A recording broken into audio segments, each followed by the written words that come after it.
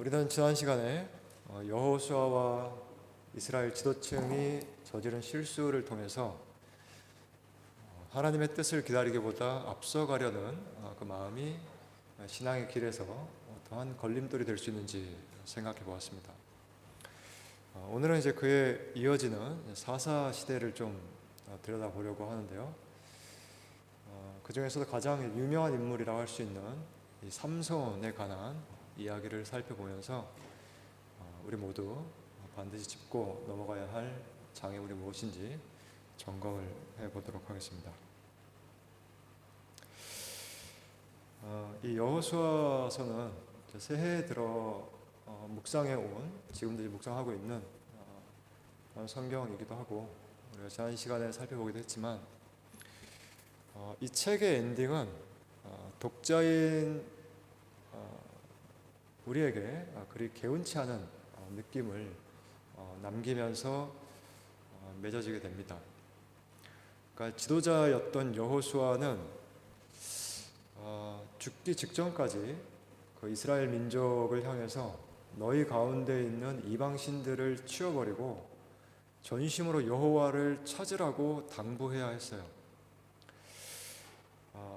그러니까 모든 걸 걸고 땅을 정복하는 사명을 이행했지만 이 주된 목적인 가나안의 우상 숭배 문화를 척결하는 데에는 끝을 보지 못한 채로 눈을 감게 된 겁니다. 성경은 이러한 코멘트를 남깁니다. 이스라엘이 여호수아가 사는 날 동안과 여호수아 뒤에 생존한 장로들 곧 여호와께서 이스라엘을 위하여 행하신 모든 일을 아는 자들이 사는 날 동안 여호와를 섬겼더라. 강력한 지도자였던 여호수아와 그와 함께 일했던, 그와 함께 일하면서 이 하나님의 역사를 목격했던 그 장로들이 살아있는 동안에는 이스라엘이 여호와를 섬겼다고 하는 거죠. 즉, 이 이스라엘 민족이 가진 여호와 신앙이란 누군가에게 의존할 수밖에 없는, 그러니까 다른 누군가의 도움이 없이는 건재할 수 없는 상태였던 거예요. 그리고 이어지는 시대가 사사 시대입니다. 그러니까 이런 배경이 있기 때문에 사사기는 초반부터 여러분 그냥 보시면 그냥 무거운 그런 색조로 그 시대의 분위기를 그려줘요. 그 여호와의 사자가 길갈에서부터 복임으로 올라와 말하되 내가 너희를 애굽에서 올라오게 하여 내가 너희의 조상들에게 맹세한 땅으로 들어가게 하였으며, 그렇죠? 이게 이제 앞선 그 이야기죠. 또 내가 이르기를 내가 너희와 함께한 언약을 영원히 어기지 아니하리니 너희는 이 땅의 주민과 언약을 맺지 말며 그들의 제단들을 헐라하였거늘 너희가 내 목소리를 듣지 아니하였으니 어찌하여 그래하였느냐. 그러므로 내가 또 말하기를 내가 그들을 너희 앞에서 쫓아내지 아니하리니 그들이 너희 옆구리에 가시가 될 것이며 그들의 신들이 너희에게 올무가 되리라. 그러니까 이스라엘 민족이 지금 약속의 땅에서 지금 뒤섞여 살게 된 이 이방 족속들이 있어요. 근데 그들은 이제 이방 신들을 섬기고 그들과 이제 뒤섞여 살아가다 보니까 정작 하나님의 통치가 온전히 이루어지지 않고 있는 이 현실을 지적하는 그런 말씀입니다. 자, 이렇게 약속의 땅에 섞여 살게 된 이방 족속의 괴롭힘을 계속 받게 되는데요. 이렇게 괴롭힘을 받아서 이제 고통스럽잖아요. 그러면 하나님께 부르짖죠. 그러면 하나님이 그들을 구하기 위해서 일시적으로 세우는 지도자들이 있었어요. 이들을 사사라고 합니다. 그러니까 이 여호수아가 죽은 이후부터 나중에 이제 왕정 시대가 들어설 때까지 이때 이 약속의 땅에서 뒤섞여 살게 된 이방 족속으로부터 이스라엘 민족을 지키기 위해서 세우신 가도기적인 리더를 사사라고 불러요. 근데 자, 중요한 게 이거예요. 사사가 이제 반복적으로 등장하는데요. 이들이 반복적으로 등장하면서 이야기가 어떤 사이클로 진행이 되느냐 하면 그 패턴이 이렇습니다. 여호와께서 그들을 위하여 사사들을 세우실 때는 그 사사와 함께 하셨고 그 사사가 사는 날 동안에는 여호와께서 그들을 대적의 손에서 구원하셨으니 이는 그들이 대적에게 압박과 괴롭게 함을 받아 슬피 부르짖음으로 여호와께서 뜻을 돌이켰음이거늘. 잘 들어보세요. 그 사사가 죽은 후에는 그들이 돌이켜 그들의 조상들보다 더욱 타락하여 다른 신들을 따라 섬기며 그들에게 절하고 그들의 행위와 패역한 길을 그치지 아니하였으므로 여호와께서 이스라엘에게 진노하여 이르시되 이 백성이 내가 그들의 조상들에게 명령한 언약을 어기고 나의 목소리를 순종하지 아니하였은즉 나도 여호수아가 죽을 때 남겨둔 이방 민족들을 다시는 그들 앞에서 하나도 쫓아내지 아니하리라. 그러니까 이스라엘 민족이 우상 숭배를 하면서 이방 족속에게 괴롭힘을 당하게 되면 이제 괴로워서 부르짖는 거죠. 그러면 하나님은 사사를 세우셔서 그들을 건져 주시는데, 그렇게 되면 다시 우상 숭배에 빠져서 타락의 길을 가며 괴로움을 겪게 된다는 이러한 사이클이 반복이 됩니다. 자, 그렇게 진행되는 사사기 이야기에서 마지막으로 소개되는 사사가 삼손이에요. 자, 이 삼손 스토리는 특별히 흥미롭죠. 그리고 분량도 깁니다. 그래서 이야기를 지금부터 따라가 보도록 하죠. 여러분이 알다시피 이스라엘은 12지파로 나눠져요.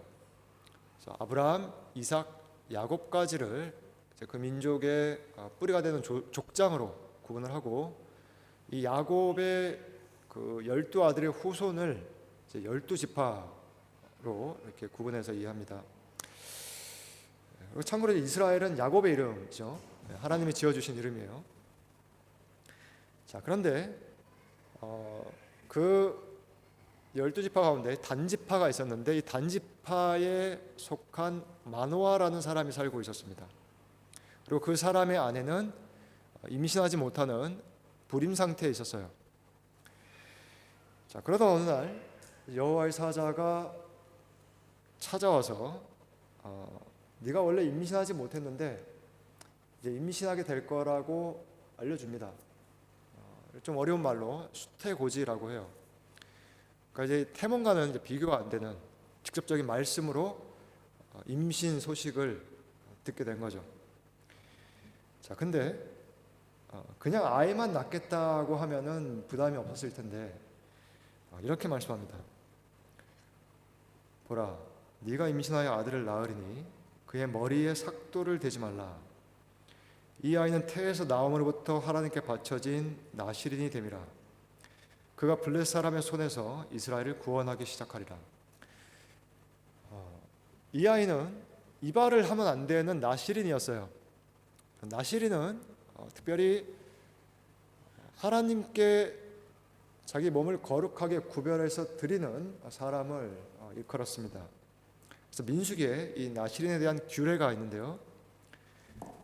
이를테면 머리를 자르기 위해서 칼을 대면 안 되고요. 그리고 포도주를 비롯해서 술을 마셔도 안 되고요. 그리고 시체를 만져서도 안 됩니다. 삼손은 그렇게 태 속에서부터 구별된 자로 태어나게 된 거죠. 근데 여기서 이러한 아이를 주신 목적이 중요한데요. 바로 블레셋 사람의 손에서 이스라엘을 구원하는 데 그 사명이 있었습니다. 왜냐하면 그 당시에 이스라엘은 이미 40년 동안이나 블레셋으로부터 시달림을 받고 있었어요. 그러니까 삼손 이야기가 시작할 때 처음에 이렇게 밝히고 있는 이 시대의 상황이 바로 이 블레셋 사람으로부터 40년 동안이나 이렇게 시달림을 받고 있었다, 고통을 겪고 있었다라고 하는 내용입니다. 자, 이런 이제 배경에서 삼손이 태어나고 그리고 어느 정도 이제 자라죠. 그리고 자란 후에 이야기가 이어지게 돼요. 그래서 한날은 딥나라고 하는 지역에 내려갑니다. 근데 거기서 하필이면 블레셋 사람, 이 블레셋 여인을 보고 결혼하고 싶어 해요. 그래서 당연히 이제 부모가 말리죠. 왜 이스라엘 동족이 아니라 할례받지 않은 블레셋 민족에게 가서 아내를 구하려 하냐. 근데 삼손이 결국은 이제 부모를 설득해서 딥나에 내려가게 됩니다. 그래서 사사기 저자는 여기서 이런 코멘트를 남겨요. 그때 블레셋 사람이 이스라엘을 다스린 까닭에 삼손이 틈을 타서 블레셋 사람을 치려 함이었으나 그의 부모는 이 일이 여호와께로부터 나온 것인 줄을 알지 못하였더라.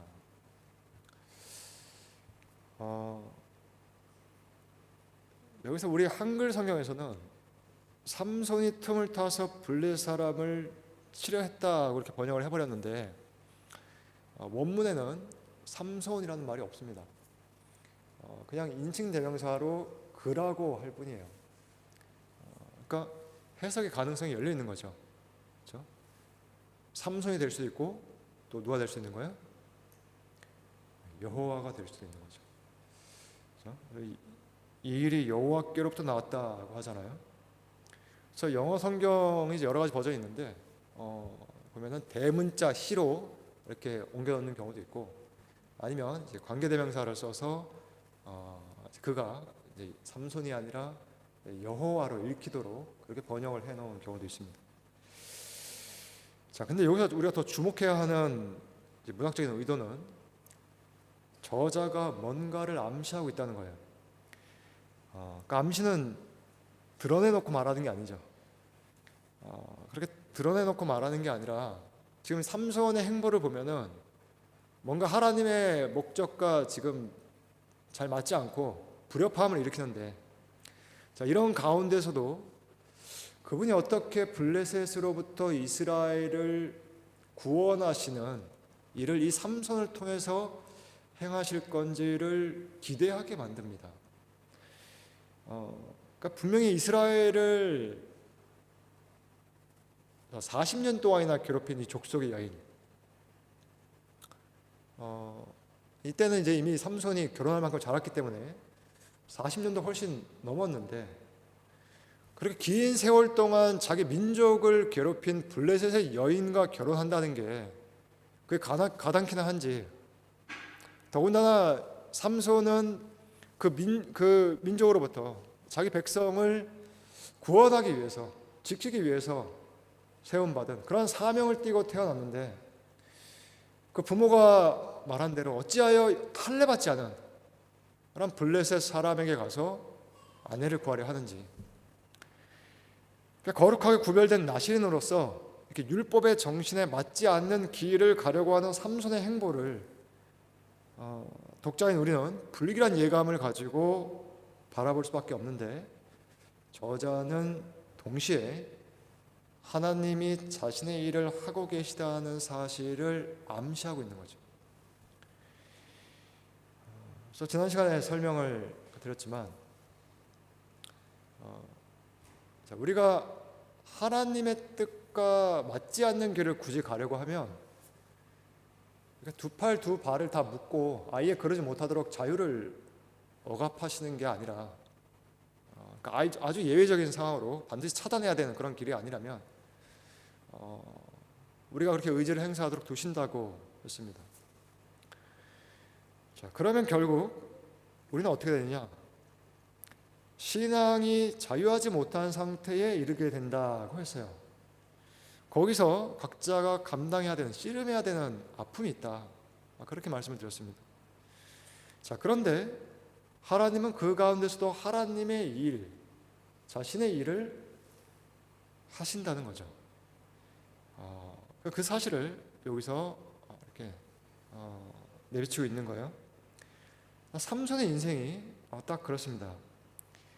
자, 계속해서 삼손은 나시린으로서 자신의 정체, 그리고 한 시대의 사사로 부름받은 자신의 사명을 잊은 채로 살아갑니다. 삼손을 끌고 가는 건 그의 본능이에요. 그리고 하나님은 그 가운데서 자신의 일을 하시려고 합니다. 그러니까 이 지금 긴장을 느끼겠어요? 이러한 텐션을 느끼면서 이 이야기를 계속 따라가야 합니다. 뭔가 지금 이렇게 불협화음이 일어나고 있는 거예요. 자, 그렇게 삼손이 이제 부모와 함께 딥나에 내려가요. 근데 거기서 어느 포도원에 이릅니다. 근데 포도원에 이뤄서 보니까 젊은 사자 한 마리가 삼손을 보고 울부짖는 거예요. 근데 여기서 삼손이 이제 보통 인물이 아니라는 게 드러나죠. 좀 더 정확히 말씀드리면 삼손을 통해서 그 일하시는 하나님의 역사가 일반적인 수준이 아니라 초인적인 그런 수준으로 나타나게 돼요. 그러니까 여기서 삼손이 사자를요 염소 새끼를 찢는 것 같이 찢었다고 합니다.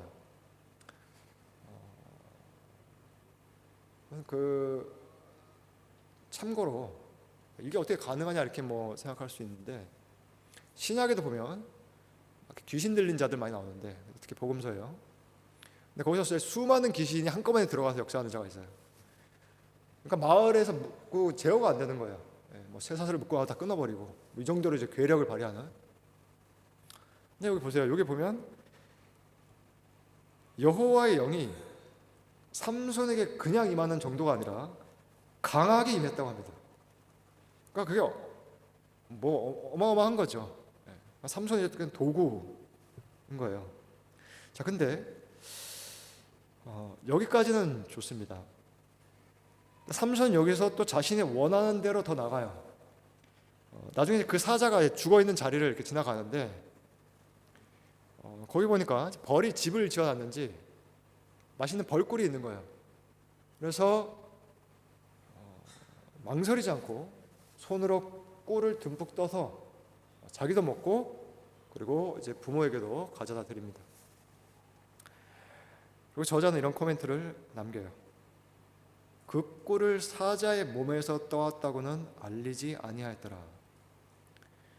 그러니까 시체를 가까이 하면 안 되는 이 나실인의 모습과 지금 상반된 모습을 이런 식으로 이제 부각시키는 거죠.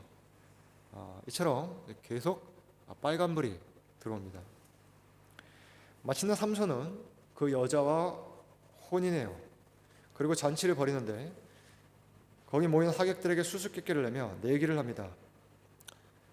잔치하는 일주일 동안 마치면 내가 너희에게 옷을 30벌 주고 틀리면 나한테 옷을 30벌 줘야 한다. 문제는 먹는 자에게서 먹는 것이 나오고 강한 자에게서 단 것이 나왔다. 그게 뭘까? 이거예요. 이걸 누가 맞히겠어요? 사흘이 되도록 수수께끼를 못 풉니다. 그러자 이제 블레 사람들이 삼손 신부에게 와서 협박을 해요. 네 남편을 깨워서 정답을 알아내라. 안 그러면 너와 네 아버지 집을 불사르겠다. 자, 만약에 삼손 이야기를 우리가 처음 읽는 독자라면 이제 그냥 넘어갈 수 있지만 한 번 읽고 다시 읽는 독자라면 이 패턴이 이후에도 재현된다는 걸 눈치채야 합니다. 어떤 패턴이에요? 함께 있는 여인을 통해 비밀을 캐어 불행에 이르게 되는 패턴이죠. 그러니까 이게 전형적인 복선이에요. 앞으로 일어날 사건을 미리 보여주는 장치입니다. 자, 우리 각자의 인생사도 그래요. 여러분이 지나온 길을 돌아보면 이제서야 눈에 들어오는 인생의 복선이 있을 거예요. 그러니까 앞으로 일어날 일을 이렇게 예고하는 듯한 그런 만남이나 사건이 일어날 때가 있습니다. 이게 꼭 의미심장한 그런 경우가 아니더라도 우연찮게 발생하는 상황일 수도 있어요. 얼마 전에 아내가 그 동네에서 이렇게 한국말을 하면서 밝게 지나가는 한 자매를 보고는 문득 저 자매가 우리 교회에 나왔으면 좋겠다라는 생각을 했다고 하는데요. 얼마 안 있다가 교회에 새로운 자매가 왔어요. 근데 어디서 본 것 같은데 그 자매였던 거죠. 근데 그 자매의 증언에 따르면 그 자매도 그날 아내를 본 일을 기억한다고 했습니다. 뭐 한인이 많지 않은 뭐 이런 도시에서 얼마나 이제 반갑겠어요. 자, 그런데 이런 이제 좋은 만남을 이렇게 예고하는 뭐 그런 복선도 있을 수 있지만, 복선이 꼭 좋은 것만은 아니죠. 좋지 않은 무엇인가를 불길하게 예고하는 그런 복선도 있습니다.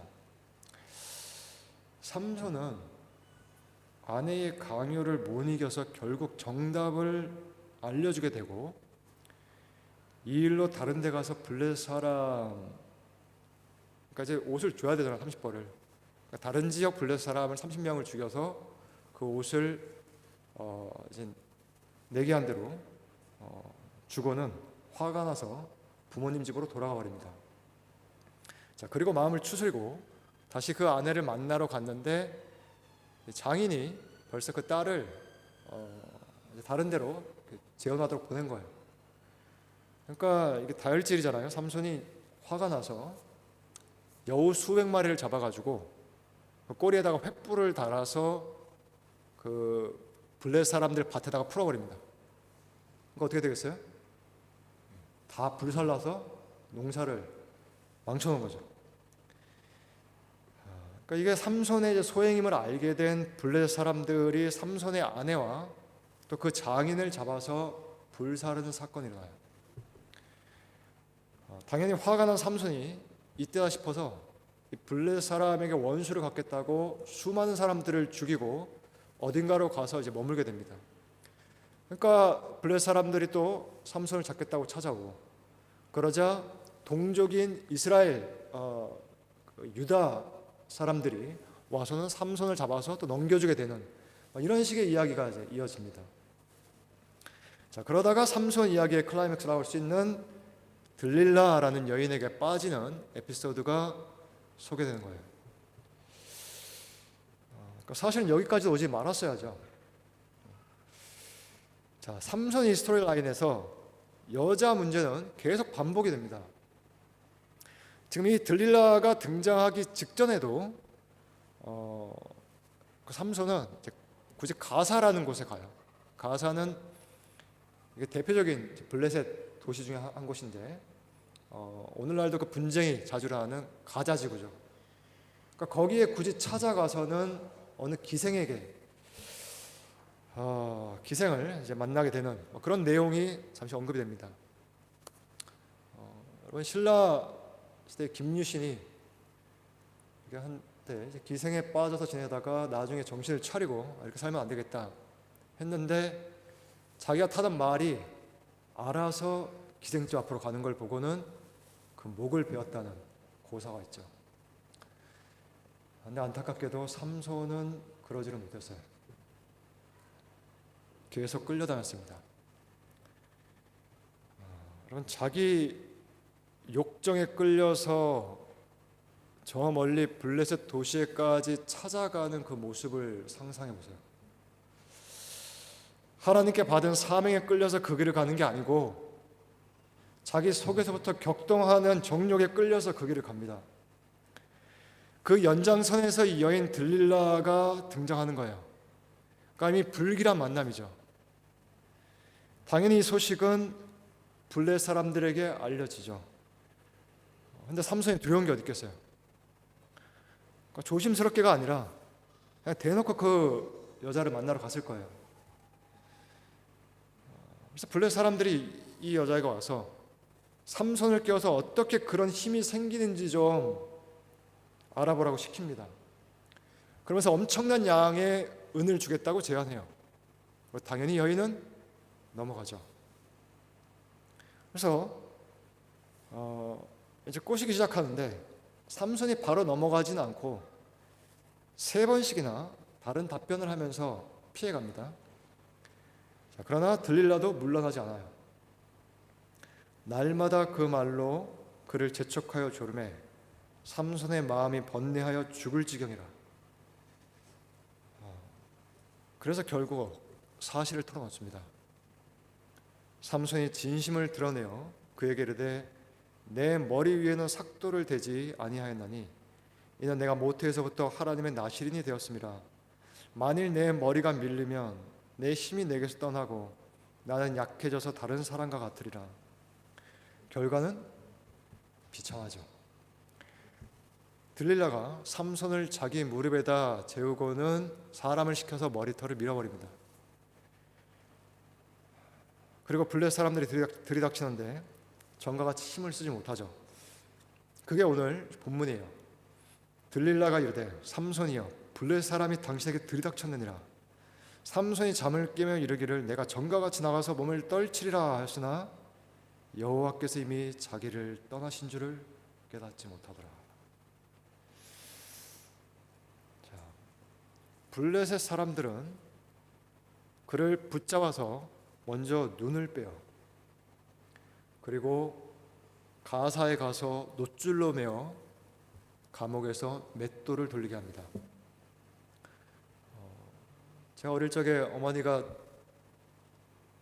사주신 성경 동화가 있었는데 거기서 가장 인상적인 그림이 삼손의 마지막 모습이었어요. 그러니까 어린 마음에도 이건 너무 비참하다, 이런 어떤 가슴 저림이 있었던 것 같아요. 근데 제가 이 그림은 찾아보지를 못하겠고 다른 그림을 좀 찾아왔는데요.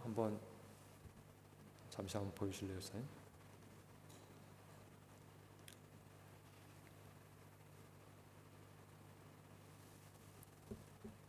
보이나요?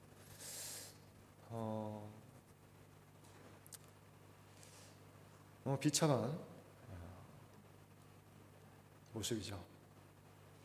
자, 그런데 블레셋 사람들은 여기서 멈추지 않고 지난 20년 동안 골칫거리였던 삼손을 드디어 자신들에게 넘겨준 신에게 제사를 드려야겠다고 하며 잔치를 벌입니다.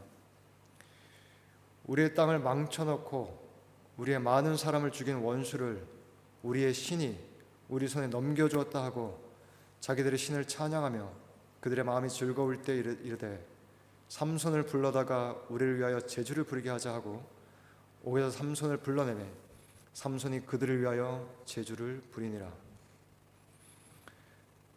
한 민족을 떨게 만들었던 장수가 그 민족을 웃기는 광대가 되어버린 모습. 성경은 삼손을 영웅으로 남겨둘 의도가 없기 때문에 이런 모습을 그대로 보여줍니다. 이에 삼손이 눈이 멀었기 때문에 자기를 붙들어주는 소년이 이렇게 있었는데 이 건물을 떠받치고 있는 기둥에 가서 나를 좀 그 기둥에 기대게 해달라고 마지막으로 부탁을 합니다. 그러고는 그 두 기둥을 손으로 붙들고 마지막으로 하나님께 도움을 요청하자.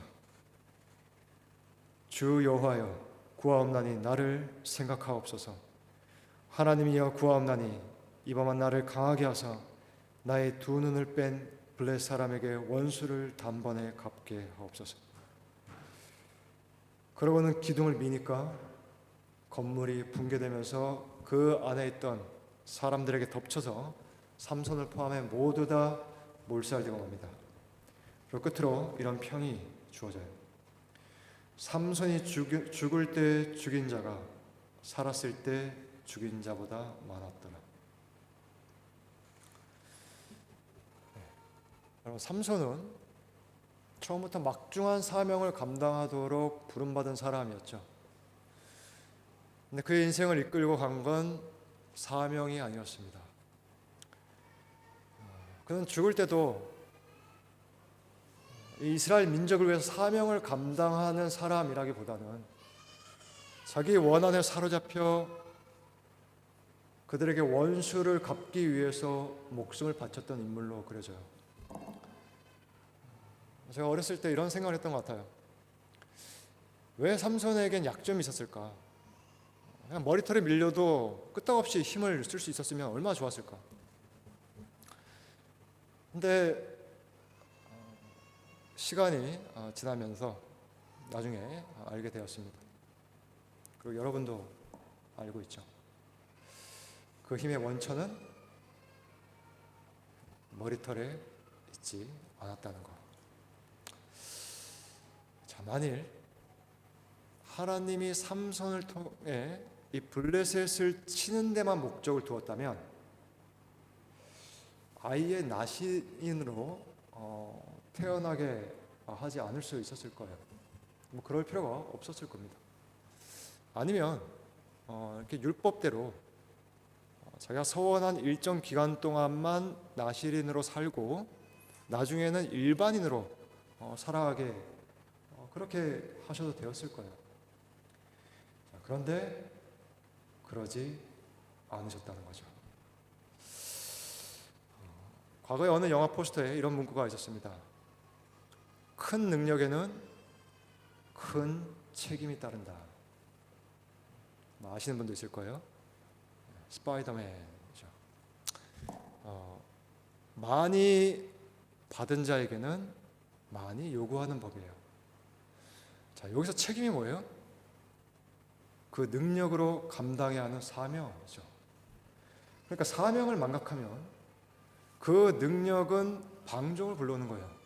자기가 뭘 해야 될지 모르고 그냥 살아가는. 하나님이 특별히 나에게 주신 재능이나 어떤 경험, 자, 그런 게 있다면 거기에는 책임이 따릅니다. 그 능력으로 그분을 영화롭게 하는, 그분의 영광을 위해서 감당해야 하는 여러분의 사명이 있다는 말이에요. 그 능력이 여러분 자신에게서 그렇게 타고난 게 아니라는 걸 잊지 말라고 머리털을 밀지 말라고 하는 거죠. 여러분 그냥 세상에 나가서 똑같이 술, 담배하고 성적인 쾌락을 즐기고 그냥 적당히 꼼수를 쓰면서 부정한 데 손을 대고 그러면 좋을 것 같죠. 그냥 죽은 시체에도 꿀이 생기면 입에 갖다 대고 보잖아요. 그렇게 묶이지 않고 자유롭게 살아가며 똑같은 조건으로 경쟁하면 더 빨리 가고 더 잘할 것 같지만 그게 여러분을 부르신 목적이 아니라는 거죠. 제가 청년 때 시어머니가 돈과 명예와 여자를 멀리해라 그러셨어요. 특히 이 길을 가겠다고 했을 때 그러신 것 같습니다. 바꿔 말하면 사명 따라 가려면 자기를 부인해야 할 일이 많다는 거예요. 근데 각자가 특별히 취약한 본능, 잘 끌려다니는 욕망이 있어요. 제가 박사 공부를 하러 이곳에 오기 전에 또 다른 학교에서 오퍼를 받았습니다. 그 학교 이름을 대면 다 아는 그런 대학이었어요. 물론 여기 또 이것도 이제 유명하지만 좀 더 유명한 학교였습니다. 근데 좀 안 좋은 조건으로 오퍼를 받았어요. 그래서 그때 형편이 좋지 않아서 결국은 이제 포기하게 되었는데 한동안 속이 쓰리더라고요. 나중에 시간이 지나서 내가 왜 그렇게 집착했나 돌아보니까 단순해요. 감당해야 할 사명이 주어졌는데 그 명예를 쫓고 싶은 본능에 더 끌리고 있었던 거죠. 여러분에게는 오늘 이 말씀이 어떻게 적용이 됩니까? 지난주일에 모나자매님이 그날 설교에서 말씀한 순결함이 무슨 의미인가요? 이렇게 물으셨는데 이 원래의 맥락만 보면 이해하기가 어렵지 않죠. 그러니까 어떤 상황에서도 믿음을 지키는 순결함이 있어야 한다. 자, 그런데 이런 신앙의 원리를 우리 각자의 삶으로 가지고 오려면 그리 쉽지가 않아요. 그러니까 말씀을 진지하게 듣고 한번 듣고 마는 게 아니라 말씀을 듣고 오늘 우리 집사님이 기도하신 대로 정말 그 말씀을 따라 살려고 그 말씀이 내 삶에 적용되기를 바라며 그런 길로 나아가려고 하는 몸부림은 이게 쉽게 일어나는 일이 아닙니다. 여러분 오늘 말씀을 듣고 구체적으로 어떻게 적용하며 살아가시겠어요? 여기서 성령의 도우심이 필요한 거예요. 여러분이 보냄받은 자리, 여러분이 맡고 있는 사명, 그러니까 주님이 나에게 무엇을 원하시는지 그 음성을 망각하고 마음이 이끄는 대로 살아가면서 세월을 낭비하고 있지는 않은지 그런 도우심을 구하며 돌아봐야 하겠습니다. 함께 기도하겠습니다.